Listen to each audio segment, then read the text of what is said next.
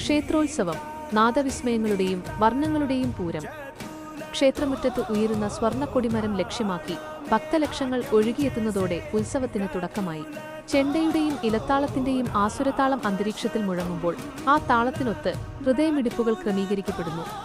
മുന്നിൽ ഗജവീരന്മാർ തലയുയർത്തി നിൽക്കുന്നു. അവരുടെ നെറ്റിപ്പട്ടത്തിൽ വെയിൽ തട്ടി പ്രതിഫലിക്കുന്ന സ്വർണ്ണത്തിളക്കം കണ്ണഞ്ചിപ്പിക്കുന്ന കാഴ്ചയാണ്.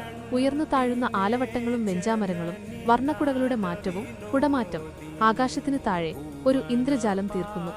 വാദ്യമേളങ്ങൾ മുറുകുമ്പോൾ പൂരപ്രേമികളുടെ ആവേശാരവങ്ങൾ ഉയരുന്നു. ആകാശത്ത് പൂത്തിരികളും അമിട്ടുകളും വിരിഞ്ഞ് രാത്രിയെ പകലാക്കുന്ന കരിമരുന്ന് പ്രയോഗം മിഴിവേകുന്നു. ഉത്സവപ്പറമ്പിലെ കുപ്പിവളക്കച്ചവടവും ചുവന്ന മിഠായിയുടെ മധുരവും തോളിലിരുന്ന് അത്ഭുതത്തോടെ നോക്കുന്ന കുരുന്നുകളും ചേർന്ന് ഒരു ഗ്രാമത്തിന്റെ മുഴുവൻ സ്നേഹവും അവിടെ അലിഞ്ഞുചേരുന്നു. ഒടുവിൽ പുഴക്കടവിൽ ആറാട്ട് കഴിഞ്ഞ് ദേവൻ മടങ്ങിയെത്തുമ്പോൾ അടുത്ത വർഷത്തെ ഉത്സവത്തിനായുള്ള കാത്തിരിപ്പിന്റെ വിത്തുകൾ ഓരോ മനസ്സിലും പാകിയാണ് ആ ആഘോഷം സമാപിക്കുന്നത്.